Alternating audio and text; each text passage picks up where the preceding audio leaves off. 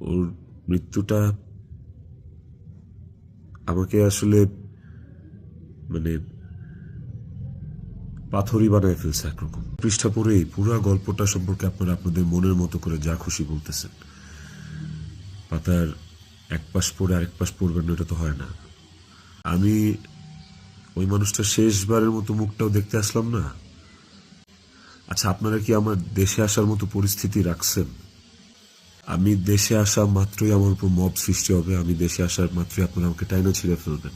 ফোনে এত এত এত থ্রেটস, এমন ইনফরমেশন আসছে যে এয়ারপোর্টের বাইরে লোক রেডি করা আছে, আমি যাওয়া মাত্রই they will gonna hit me, they will gonna kill me. এখন যদি আমিও মারা যাই, আমিও রিজিকের মার কাছে চলে যাই, রিজিকের কি হবে?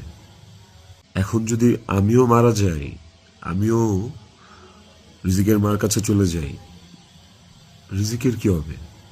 আপনারা কি চান যে রিজিক তার বাবাকেও হারান? এই ছেলেটার কি দোষ? এই ছেলেটা বড় হবে না? ও কিভাবে বাঁচবে? মায়ের অভাব কেউ পূরণ করতে পারে না। ওই বাপের অভাব কিভাবে পূরণ হবে তাইলে? মাও থাকবে না, বাপও থাকবে না? আপনারা এইটা চান? আমার ইকরার শেষ মুখটা আপনারা আমাকে দেখতে দেন নাই। আমার ইকরার শেষ মুখটা ইকরার পরিবার আমাকে দেখতে দেয়নি। 16 বছর সংসার করছি, 16 বছর একটা শত্রুর সাথেও যদি কেউ এক ছাদের নিচে থাকে, সে মারা গেলে তার চেহারাটা দেখার জন্য ছটফট করে মানুষ।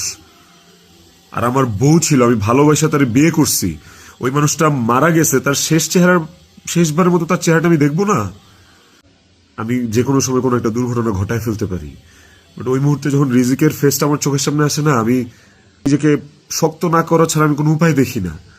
কারণ এখন আমার কাছে সবচেয়ে ম্যাটার করে রিজিকের লাইফ।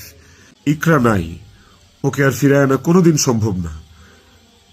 আমার কাছে এখন সবচেয়ে বেশি প্রায়োরিটি হচ্ছে রিজিকের জীবনটা। একটা জিনিস আমাকে একটু হলেও স্বস্তি দিছে, সেটা হচ্ছে যে আপনারা রিজিককে নিয়ে অনেক কনসার্ন। তাহলে রিজিক তার বাবা হারাইলে আপনারা খুশি হবেন?